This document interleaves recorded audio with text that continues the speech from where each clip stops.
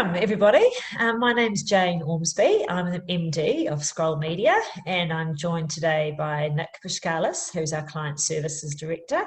Just want to welcome everyone here. Welcome to our publisher partners and our advertising partners, agencies, of course, and anyone in Adland who's interested in looking at the green shoots of recovery for publishers.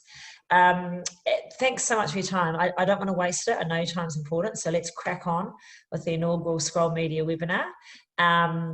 Just to give you an overview of what we're talking about today, we're going to cover off what we're seeing since COVID for marketers.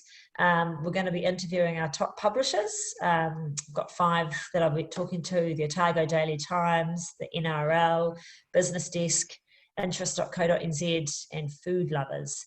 I'm going to share with you some research from Nielsen Net Ratings, and we're going to also look at just sort of what we're doing to help advertisers at this time. And it is a really difficult time at the moment. It's tough for the country, it's tough for the planet, and it's tough for the economy. And you know, Nick, I know you've been in the industry for a long time. You've had about 20 years in advertising, and you've got a lot of experience. What are you seeing? What are you hearing from your clients at the moment? Yeah, thanks. Look, agreed. I think plenty of businesses are doing it tough at the moment. So what we're talking about today is certainly not to downplay the effects of what's happening on businesses or socially and on families. But I think it's important also to keep moving and keep mobilised, and we're actually seeing some green shoots of recovery, which is nice. I guess what we're seeing also is that people are naturally quite news hungry at the moment, and they seem to be consuming a lot more digital content in the wake of COVID-19.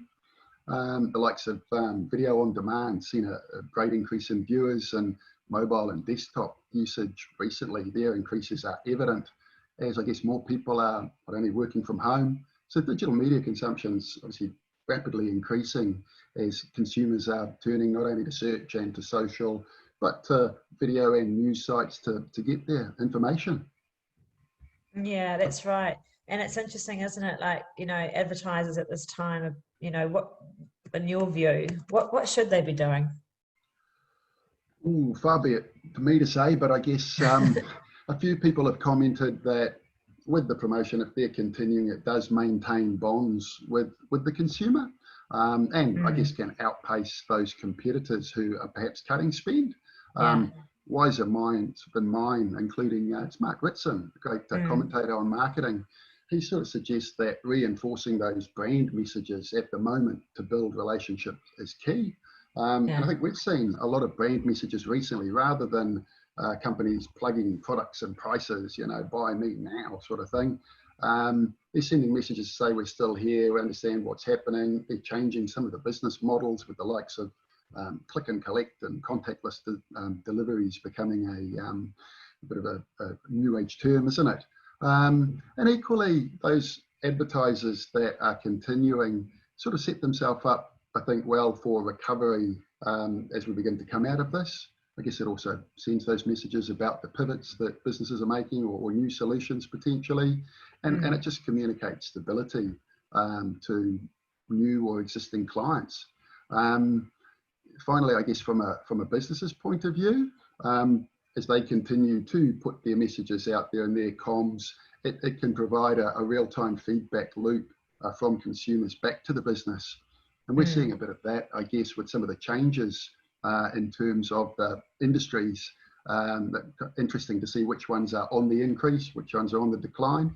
But aim to bring up a slide which outlines the fact that in some cases, the likes of FMCG and certainly, bread makers, for example, or computer monitors and equipment for all of us working at home and so forth, industries like retail and entertainment that are moving further online seem to be, in some cases, on the increase. And I think we're sort of noticing that across different sectors in the industry as well, Yeah, there are. There's obviously been a lot of categories that have paused their advertising for obvious reasons, like travel. But we are seeing some sectors that have stayed strong or at least kept their presence. So there's some research that Nielsen did globally around COVID, and there's some brands that are advertising a lot more. So in the finance space or retail, telecommunications or food, grocery, automotive and energy companies are still advertising. So yeah, it's quite good that as those advertisers, because they are some of our clients and some of our publishers that we'll talk about today are in those categories. So what we've seen with our publishing partners is there has been a huge increase in traffic, especially when the outbreak of COVID occurred. But one of the biggest regional publishers in the country, and one of the oldest long-standing publishers in New Zealand, is the Otago Daily Times, which includes actually a lot of the regional sites across the South Island, and they've got around 800,000 unique users a month across their site, which is anyone that's got a strong calling to the South Island would know about. So I'm really excited to talk to Vaughan Elder today, who is the online editor of the ODT. Vaughan's got a lot of experience in looking at the website and how it's grown across COVID. Thanks for that introduction. You're welcome. It's great. It's good to have you here. So yeah, since COVID, have you noticed a few changes with your site in terms of the unique users and sections of the site that perhaps have had a bit more engagement? Is there any insights there? Well, it's been a huge transformation, I think, for all media. And I was just having a look at some analytics, and our page views for the last month are double where they were last year. Wow. And I think one of the things that's unusual about COVID is that there's a sustained amount of interest in reading about COVID because the situation's constantly changing. So whereas with past massive news events, interest wanes and falls away and people almost get sick of the topic, that hasn't been the case with COVID. And in terms of content that people want to read, people still want to read that content about COVID, but it doesn't change the focus of the ODT in terms of what we do. It's all about local angles and finding the southern angle, because that's our point of difference. So while we go big on the daily press conferences, we're always trying to find local angles. And that's what I think is the main driver of our traffic, because if you want the national angles, you can get that from anywhere, but you can't get the local angles really from anywhere else. But yeah, it's been huge, and I've never seen a news event that has been so sustained. Yeah. I know, and just to your point around how important is it for regional newspapers to keep their local communities informed, like at all times? Like how important is that to local communities? Well, I think it's very important, and I think in times of crisis, people realize the value of their local media outlets, and it's been quite good to see the community out there, talking us up.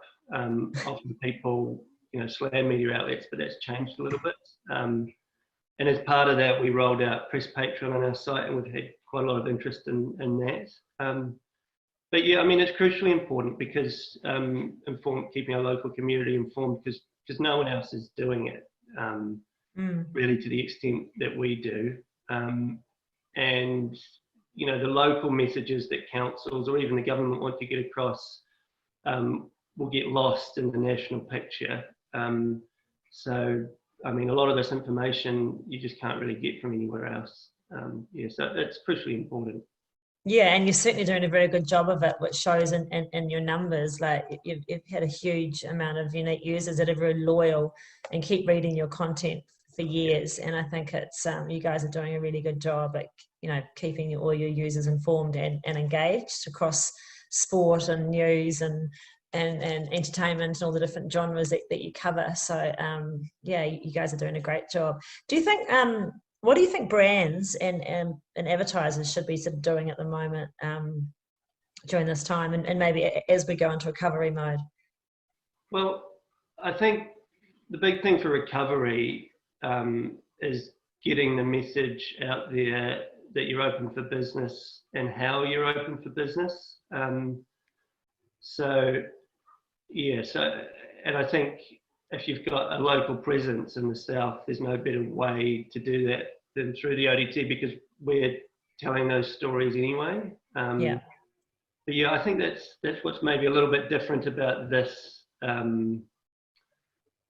this economic downturn compared to others, is that it's so important that you tell the public what you're doing, because if they don't know you're open, for example, or don't have confidence in the way you're operating, then they'll do business elsewhere. So yeah, I mean that's what I can think of in terms of using the site to get that message across. Yeah, for sure. Yeah, that's great. And I know you ran a campaign through us for the actual COVID government, telling people about what to do, like to wash their hands during COVID. And so it was great to be able to sort of reach a regional audience on our, across our network. So you guys were a big part of that. So thank you. And you've been giving, helping us out with charity campaigns as well. So thanks for that too. That's really nice. Yes, agreed. I think it's great to see, dive in to say thanks for that too, Vaughan. I know that, as you mentioned, Jane, ODT assisting with that campaign, not only during COVID, but I guess about COVID, with the government needing to advise about those various outbreaks or higher incidences in the community, maybe the community COVID clusters that had a higher prevalence in Matamata. Look at that. The slide might be coming up at the moment that outlined Matamata and in Southland, I think it was Bluff from memory. Yeah, there's a cluster around a wedding, which I think is still the largest cluster, or maybe one at an Auckland high school. But gotcha. Yeah, it was definitely the case that at the beginning of the COVID outbreak, the South had the most cases, which has changed now. But yeah, that showed why it was important that the messages got out here as much as anywhere else. Yeah. Absolutely, we appreciate that, as did the agency that ran the campaign, and we hope that that's improving in Otago with those numbers coming down. And thanks for your help with that. Just a good geo-targeted campaign for an important message where it was needed at the time. So appreciate that. I guess amongst a number of our publishers, we've seen quite a large growth, and at the moment we've seen it via some esports and in gaming. Some of our sites, such as Game Planet and IGN, they've been witness to massive growth. And gaming in general has seen a massive surge in user numbers, and in some cases has had quite a positive effect during what's a difficult time. By that I mean, actually, I'd read recently that it had kind of a hand in breaking some social isolation through communication between gamers who are playing online with their friends. And I imagine we'll see some more campaigns of that nature as advertisers are keen to reach quite an engaged audience. I tell you one thing that is very exciting for sports fans over the last few weeks has been the announcement that the NRL competition is about to recommence.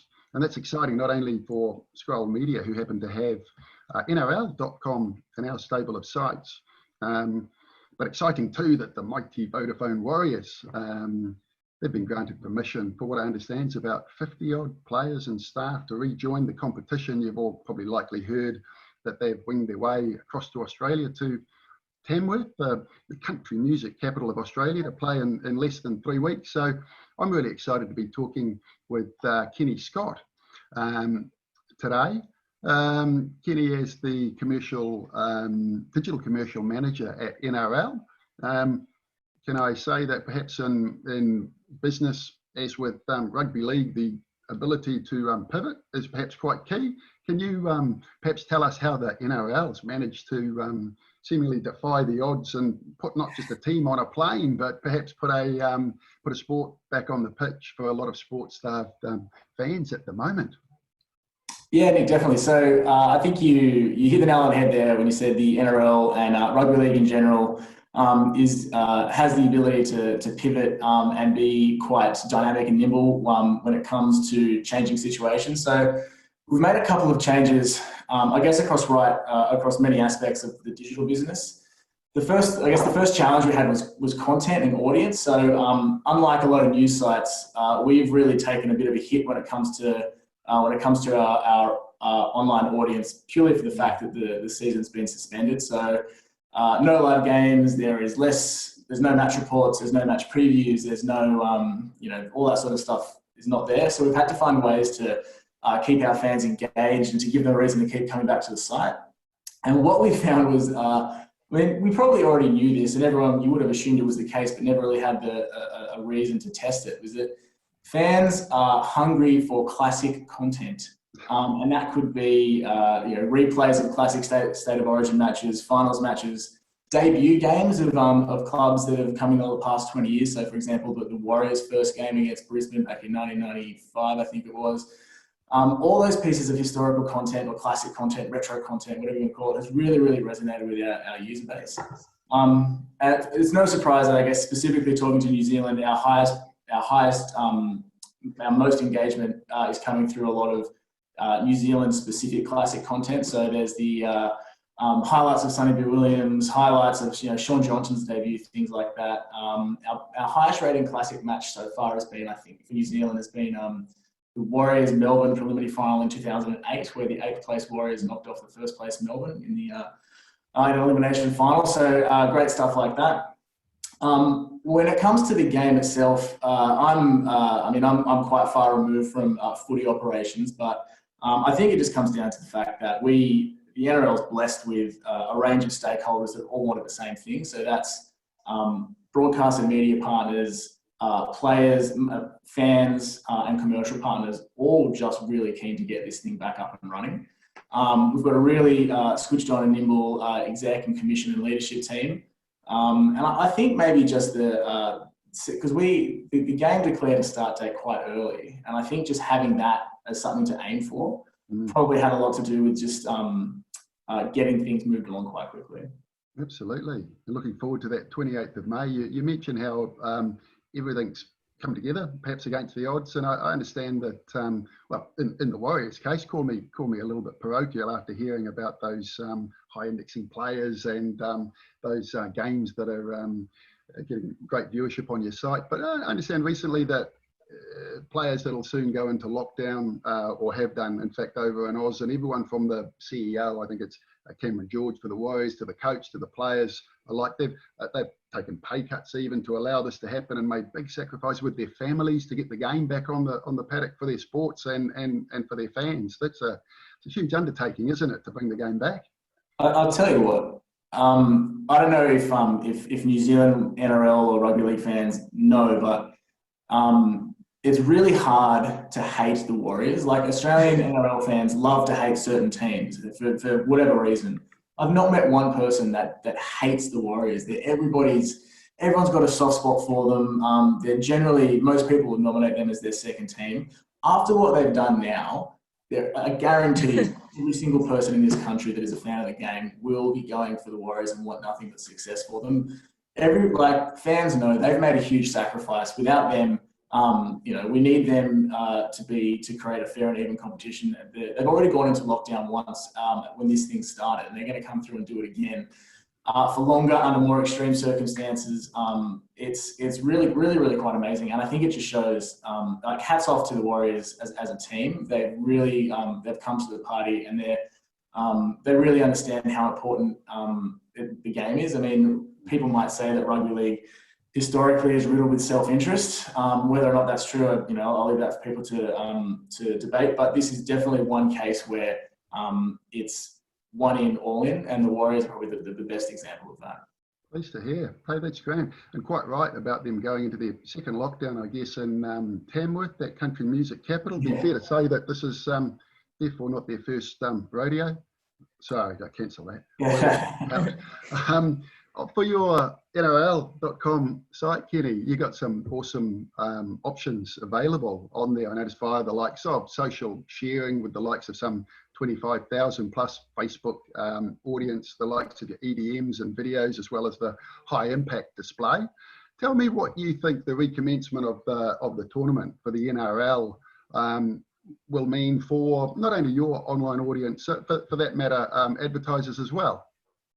Well, I think what you'll see is it's like having another bite at a preseason. So in terms of our traffic flow, we see interest online really starts to bubble away and start to simmer about 3 weeks before kickoff, and then come kickoff, it's a hard boil. Right? It's bubbling away, and there's things happening all over the place. And I think you'll see that happen again when we get closer to May 28th. But I think when it eventually switches on, because everybody's had a quick taste of the season, then had it taken away from them, the hunger is there, but it's just more intense. So I think the 2 weeks prior to kickoff, and then probably those first 3 rounds, we're going to see ravenous hunger for NRL content right across the board, and for brands wanting to engage with highly engaged users, people that are hungry for content and will stick around.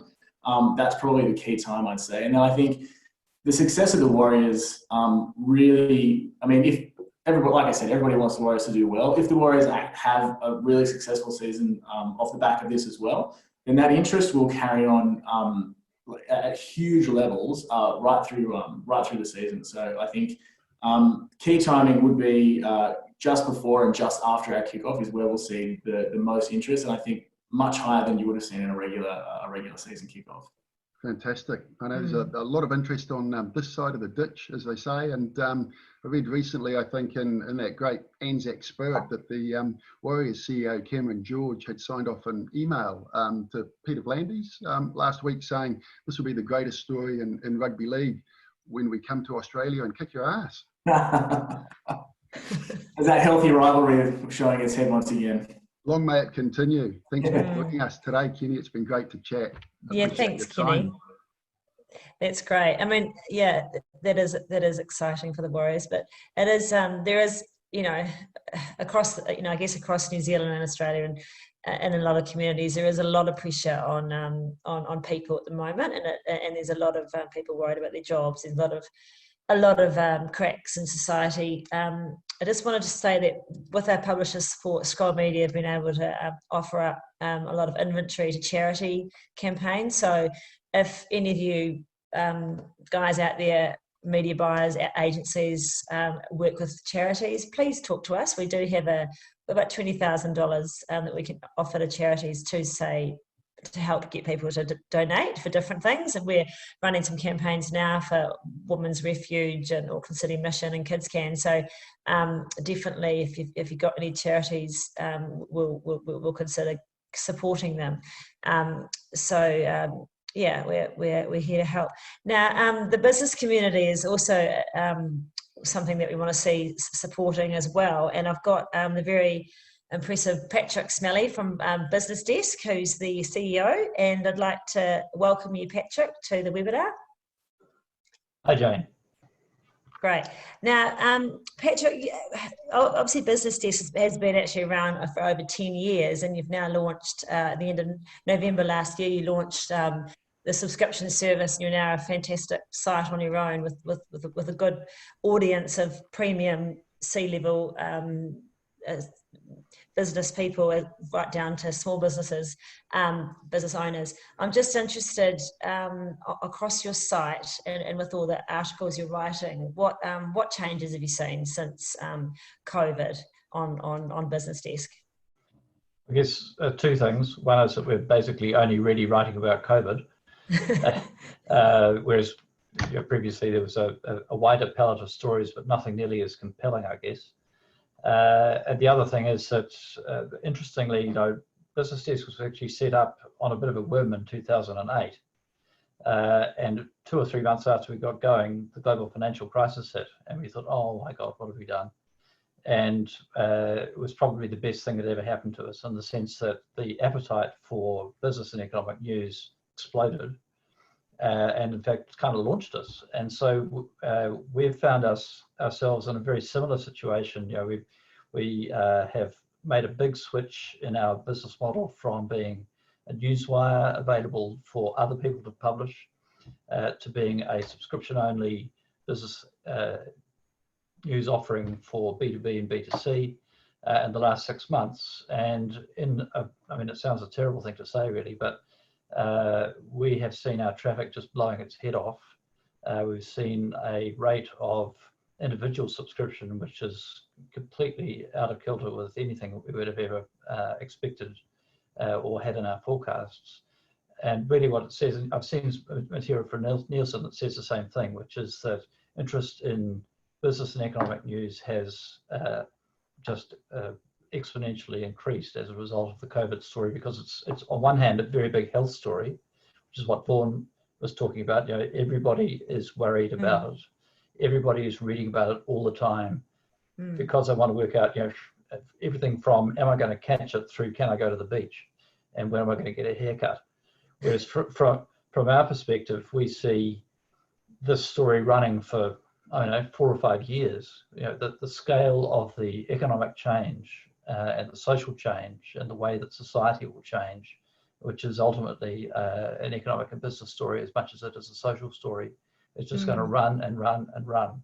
And people are going to be hungry to try to understand it and just to keep up with it. So I'm expecting that while corporates' subscription growth has not been as strong as we would have forecast, because obviously most corporates put their checkbooks away just for the moment, we would expect that to come back. We've been very pleasantly surprised by the level of engagement we've been getting from individual subscribers and also from government agencies. So, you know, it's weirdly for us a growth story.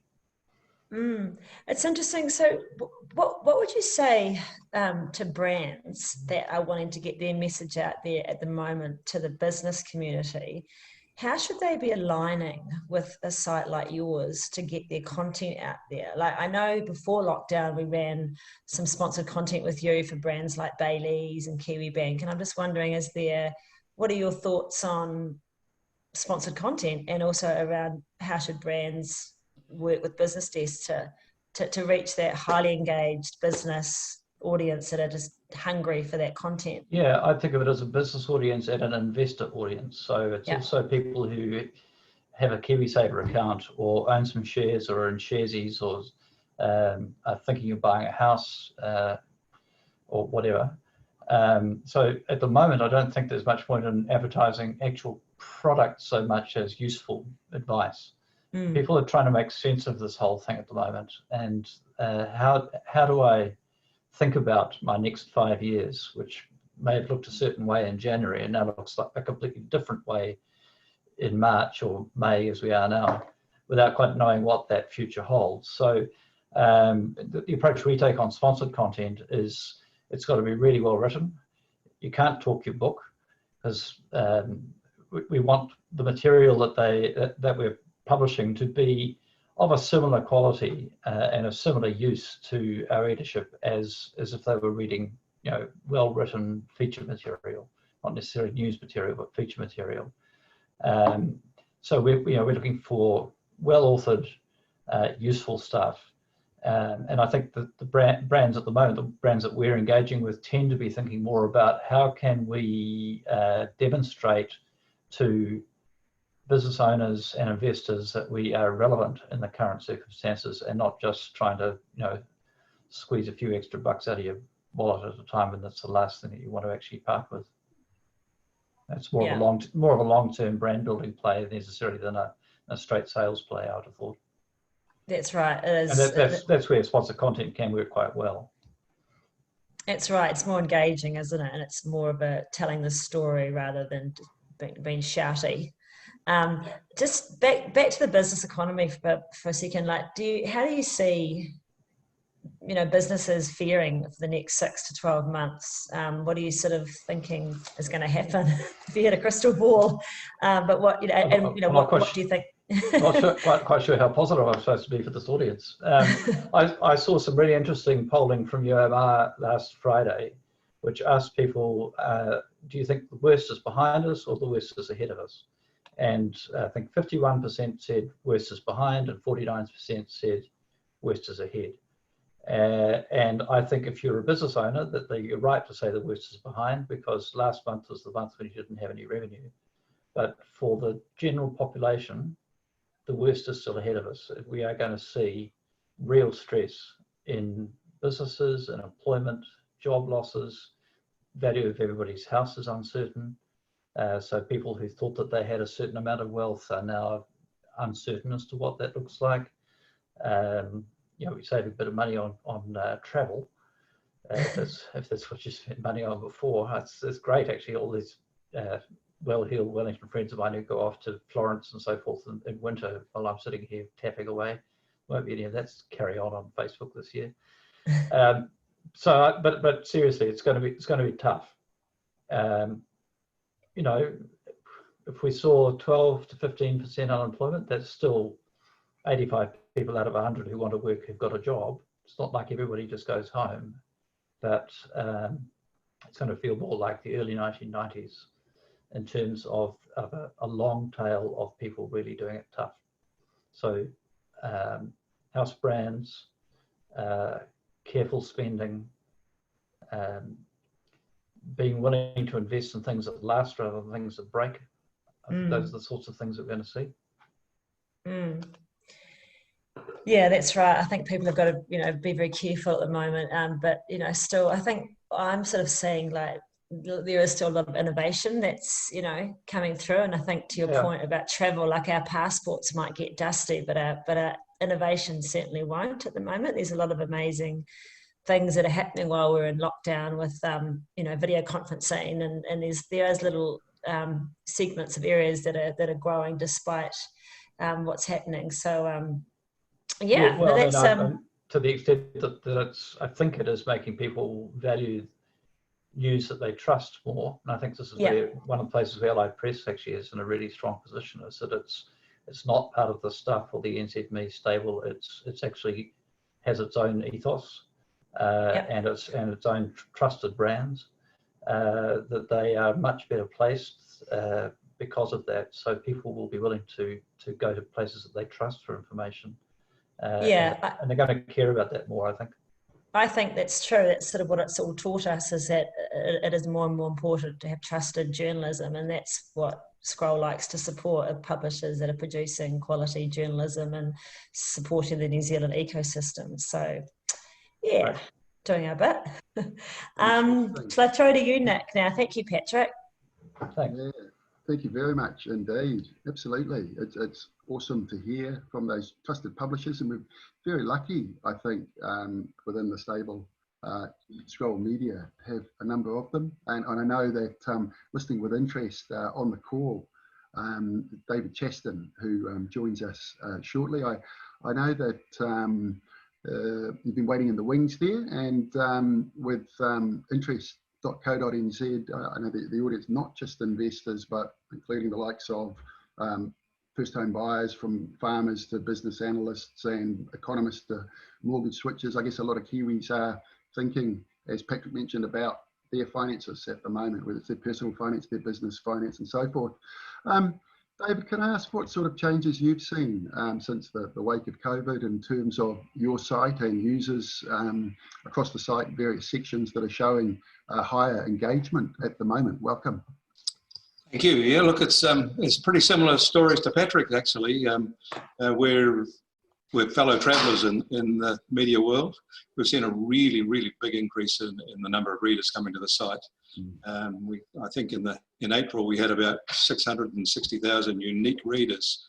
They read about 3 million pages. So that for us is big. It's over I think about 6 or 8 weeks. That was a trebling of our traffic. So it's become pretty big. And we also saw quite a big shift in that rise to mobile. The desktop and tablet has risen, but mobile has risen faster. And then, much to my surprise, engagement has been pretty strong. we found over that period that people were reading articles longer and more depth, and they weren't short on mobile. In fact, mobile stories got up to almost 4 minutes on average. So that's a long time on average for a news article. So we're pretty pleased about all that. And more mobile, though, has pushed our bounce rates up. But in May, we're seeing them come back to more normal sorts of levels. And in fact, we're holding on. In May, we're seeing a big holding on to a lot of our readers. In fact, we haven't seen traffic levels like this ever. It's quite incredible. I'm sure it's exactly the same story for Patrick and Business Desk. Across, I guess, a number of sites, and particularly those that are offering just journalism with integrity, where people can go. I know that there was a great spike in the number of impressions and page views and unique visitors recently following the Reserve Bank interest rate announcement, and read recently that another bank this week had dropped key mortgage rates to this side of 3%. What are the actual articles, do you know, that are taking your readers' interest, shall we say? Well, it's COVID. It's just the same as Business Desk, really. People want to know about how it's going to affect them, and I like to say we've gone through the acute stage. We're now going to the chronic stage, and the chronic stage is going to last for quite a long time. And I think there's sort of an understanding of many of our readers, and many people come to news sites, that this is ahead of them. I think businesses generally have more options to adjust and be innovative, but people in the workforce have much fewer options, and they're reading with great intensity about how it affects them. And our team is putting together stories to try and help them with that too. I know that you also put together some pretty great stories with the 90 seconds at 9, sort of a snapshot of that global economic events across your site. But turning our attention back to the NZ economy at the moment, where I guess we're seeing sometimes some of the removal of some red tape the government's allowing to speed up economic growth. I was reading recently about some, they call it shovel-ready infrastructure projects that get fast-tracked through the government through environmental consent processes. What other sort of, not opportunities, but the sort of green shoots of recovery do you see, potentially even in the distance? And what might you recommend to New Zealand businesses or SMEs to give them a better chance to safeguard for the future, perhaps? Well, this whole thing is going to shake up the whole business community. I know there's going to be a lot of casualties. And in that process of change, there'll be a lot of, two things will happen. There'll be a lot more opportunities for some companies to survive, and there'll be a lot less pressure on competition in some areas. So there'll be, I think we'll find that for in many businesses where there's quite a hollowing out of competition over the next year or so, I think we'll find a lot of people trying to figure out where their place is in life and things that they haven't seen before. So many business people should be thinking about sort of broadening how they interact with their customers and even defining who their customers are. Interestingly, we're doing exactly that. We've been running some really big surveys recently trying to understand the shift and what our readers want. And I'm sure many businesses are doing the same thing. So the new normal will be nothing like the old normal, and it's going to involve management in rethinking their business strategies. And as a consequence, the reaching out to these new audiences needs to be tested, and people are going to need to do a lot more brand and information work. That's where sponsored articles become quite valuable, really, especially when you have a shift in strategy. Absolutely.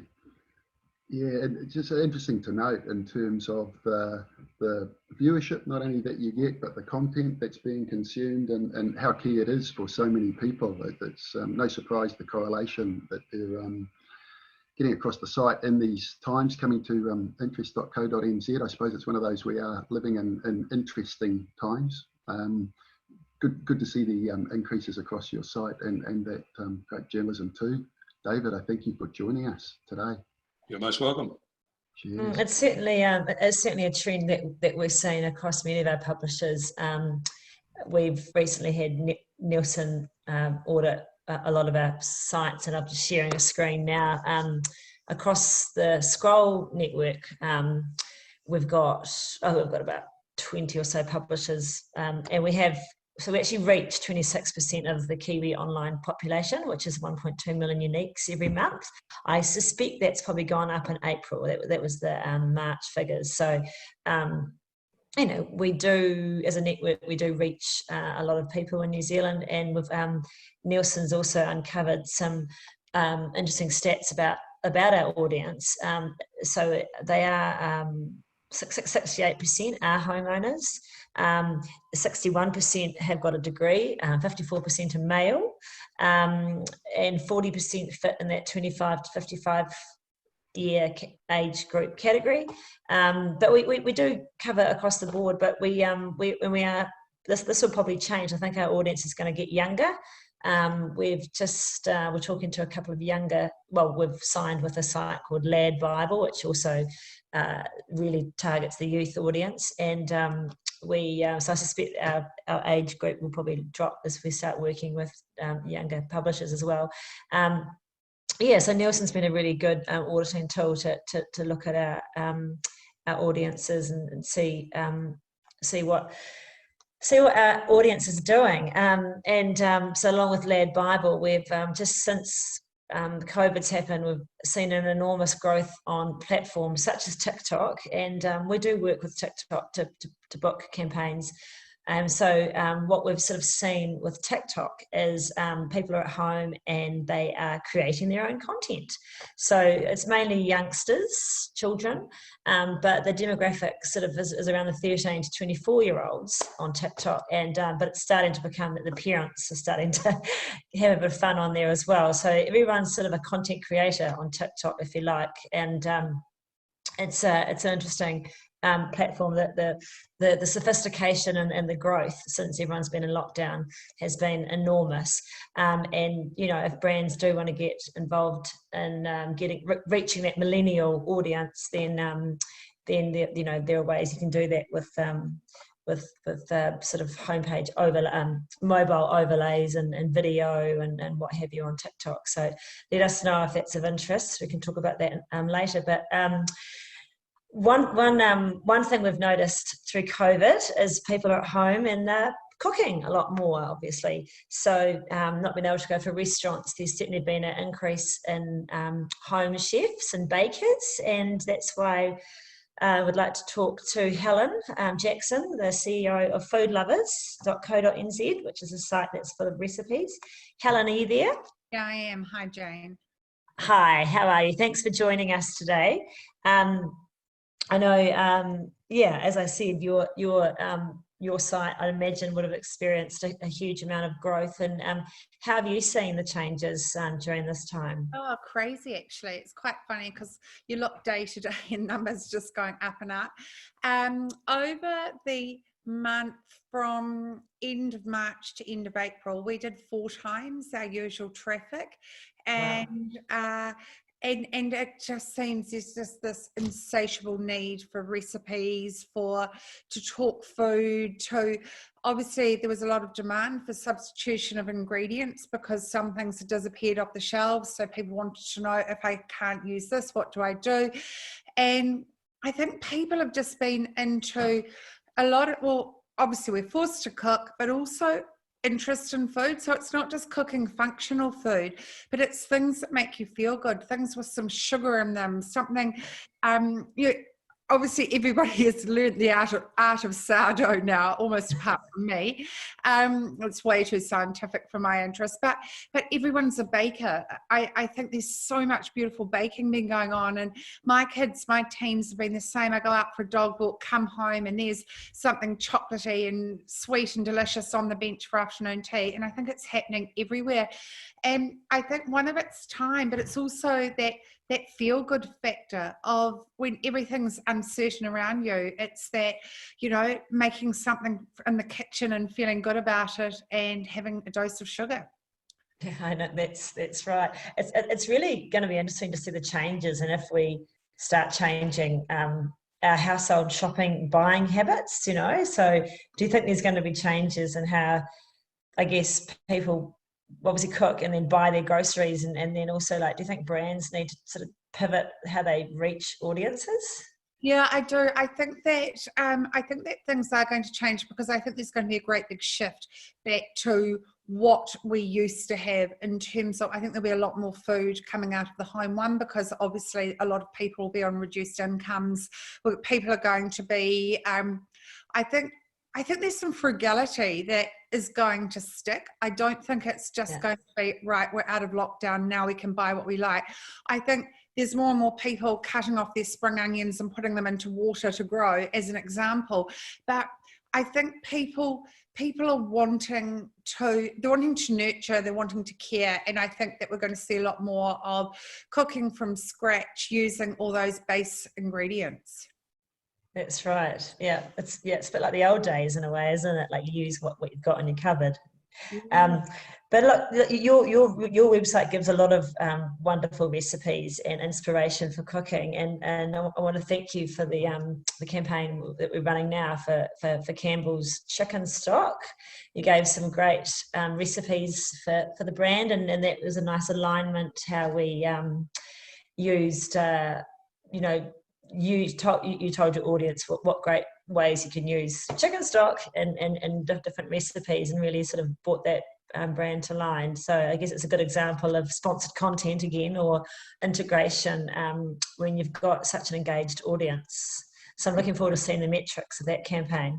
Yeah, absolutely. And I think too with that one is that stock's something that people don't necessarily want to spend 5 hours in the kitchen making. But I think that we'll probably see a shift from people going for something that you spoon out that is more artificial, to something that's natural, like the Campbell's stock, which is, it's got their good authentic ingredients, I think are going to be really key. That's great. And as we get into winter, we want those hearty casseroles and risottos to keep us going.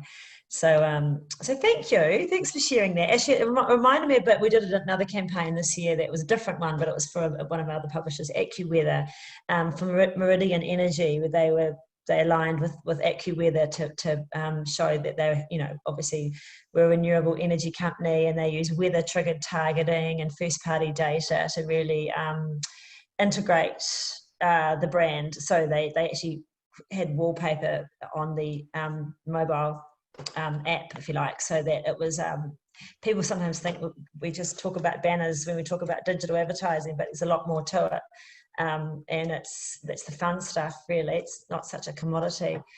So I just actually wanted to say to the audience, if you are thinking about running any campaigns in May, if you do want to look at talking to us about anything, and you do book anything, then we will offer, as a bit of a kickstart to the economy, and the advertising industry will offer 20% bonus on anything that any IO that comes through. So we really want to help the advertising industry in New Zealand and at the advertising publishing industry in New Zealand, and we want to see it continue to be the healthy industry that it is, and we want to keep people in jobs. So so talk to us if you've got, as I said, charity campaigns, or we want to just talk about any of the publishers that have been wonderful enough to talk to us today. But I think we might not have time actually for questions today, but we can certainly drop us a line with questions, and we'll be happy to chat to you about your campaigns. Thanks everyone for joining. Thanks to the publishers for coming along. And thanks for tuning in, and we look forward to recovering from this what's been a very unusual and stressful time. All the best everyone, and take care. Bye bye. Thank you.